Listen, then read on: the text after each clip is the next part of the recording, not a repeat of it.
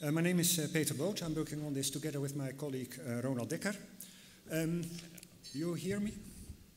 We're working at the Hypothes Institute for Netherlands History, and one of the things that the Institute does is to create scholarly digital editions. That is careful digital online representation of historical or literary sources, often in multiple versions, often with lots of editorial commentary. And I won't need to argue in front of you that these sorts of editions need to be able to be annotated. So that's the thing that we're dealing with here. Because annotation functionality is expensive, we want a generic annotation tool that can work with multiple editions. Editions live on the web, but they're not merely collections of web pages. They're abstract information objects with their own structure. And so we want to facilitate a generic annotation tool to be able to work with that abstract structure, which is not immediately visible within the HTML. So how should a generic tool be able to know the structure of the things that it is annotating? That's really the question that we have. And we think there really is room for a protocol to handle the communication between the edition and the annotation tool. We've talked a lot about interoperability today, and interoperability can work at multiple levels. We're not so much interested here in an interoperable annotation model. What interests us in how the thing that we annotate can interoperate with the annotation tools.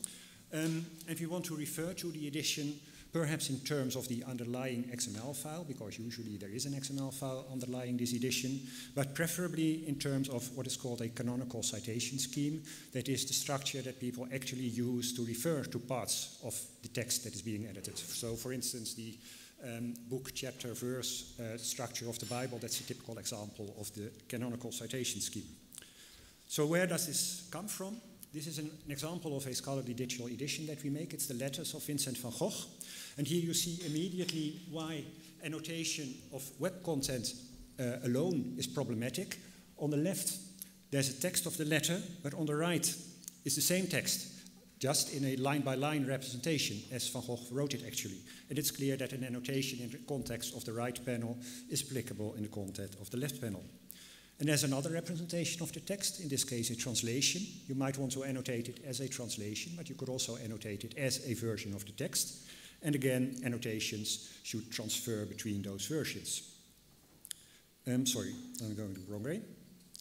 Apart from the texts, there's also the text bearers, so the pages that are being annotated. And there's lots of editorial additions. For example, explanatory notes to the text, but also more structured annotation about a number of aspects of the text. And there's, for instance, even illustrations to the works of art that can be considered a form of editorial enrichment. And there's more which I can't go into now. I'll show you one sheet from another edition. It's an edition of the manuscript of Madame Bovary, made at the University of Rouen. And one of the interesting things here is that you see that all of the additions and deletions that Flaubert made during his writing are represented within the text. It's clear this is no longer a linear text. There's no way you can annotate it, say, by taking character 40 through 50 in this text. So what you have to begin to do is to identify the actual pieces of text that are shown here. The context that we're thinking about is this. There's an edition server that is showing an edition in a browser to a client. The annotation client runs within the browser, probably started by some JavaScript, but it has its own annotation server. And as I said, we want to facilitate communication between the edition and the annotation tool, whereby the edition says, well, how it's structured and what its content is. At some later stage, of course, the edition will want to know about the annotations that have been made. But for now, that's an interesting question, but it's out of scope. So what are the requirements for such a protocol? Well, the edition describes itself and its structure. It should be able to provide labels for the objects that are being annotated. It should be able to suggest annotation types that are useful in this context. But essential to us is, above all, that the effort for the edition should be minimal. That is, we're thinking about making it possible to plug in annotation functionality into existing editions.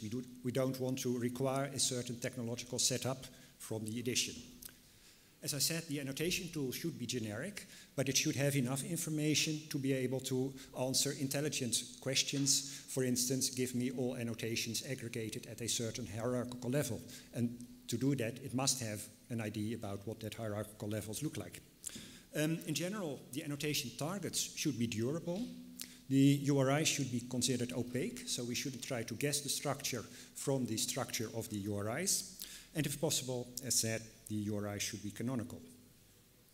How do we think that such a protocol might look like? And I should say that to some extent, some of the ideas that we've been thinking about, we've already found in Pundit. It wasn't quite clear to what extent actually Pundit was doing all of things that we wanted to do. But our idea is we embed RDF in HTML, so we use RDFA, and what that does is it identifies the resources that are being annotated. It says of what type these resources are, and it describes the relations between the resources using RDF properties. The RDF refers to an ontology. In the ontology are described the sorts of annotatable objects that exist and the annotation types that are applicable to them. To our mind, there should be a simple and general ontology, a version that everyone can use even if they do not have the resources to create a specialized ontology for themselves. But projects that have that expertise should be able to extend the ontology and to create more specific annotatable objects and annotation types in order to have more powerful annotations. So the simple version of the ontology might look like this. Here we have just 3 types of annotatable objects. The creative work, so that's the content of the edition. The text bearers, so that's the pages where the text was written or printed on. And the enrichment, so everything that has been added by the editors in order to make this text or its history more comprehensible to the readers. An extended version for the Van Gogh site might look like this. As you see, I've here added a number of subtypes for the creative work. We now have a correspondence, an individual letter, a paragraph within a letter, and a sketch. For the editorial enrichment, I've also added a number of subtypes. The metadata item, the notes, essays, and translations, and these in turn can be subclassed, well, as you see fit, as you think there's a need to. In the HTML, this might look like this. We see a body element, and that says that this HTML page is about a certain letter. We see here well, it's not quite aligned, but to some extent. We see here the URN of the letter, so the object that we're being annotating. The type, okay, it's creative work, and the vocabulary that the term creative work refers to. Okay, this goes well. The next element shows the correspondence. So again, a URN, creative work. The property is part of, shows that the letter is part of the correspondence, and so on. The pages, the notes, and the paragraphs of the edition. And the result of that is an RDF graph, which I won't go into detail, but this is the information that the annotation tool gets in order to be able to create the annotations. Annotatable types, well, in the simple ontology, that's very simple, of course, because there's not that much to specify. We have now included 3 annotation types about the text, about the content, about the text, that's about the content, about the pages, and about the editorial enrichment. Yep. But of course, if you have an extended ontology, you can also create extended specific annotation types, like for instance, an annotation type about the illustrations or about the bibliographical items or whatever you have. So that's it, more or less. For scholarly purposes, annotation of web pages is pointless. Well, that's a bit strong, but what you want to annotate is not the web page, but you want to annotate the underlying structure, which has a certain stability. Generic tools should do that, and that requires, if you want to do that, you need a protocol in order to facilitate communication. One way of doing that is to create this ontology and to embed RDF in the HTML. This way you can also describe the suitable annotation types. And I think while working on this, we realized this must be something that is really in common with very many other domains that need annotation. And perhaps it might be useful even beyond the domain of annotation. So, thank you.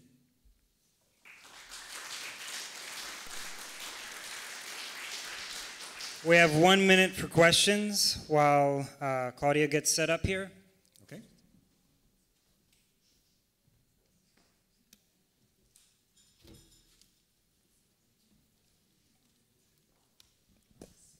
Have you thought about, or maybe I missed this, using scholarly HTML as sort of a basis for doing this? Have you thought about using scholarly, or are you using scholarly HTML, Peter Rust's thing, as the basis for the markup structure that you're using, or is this? Our basis is that we use existing editions, so we don't want to prescribe to the edition. You have to use this sort of markup. It's what we want to suggest is to add some things to the existing markup in order to make the tool being able to talk with it. But we don't want to change the markup all over. I'm not sure whether that would be required in that case.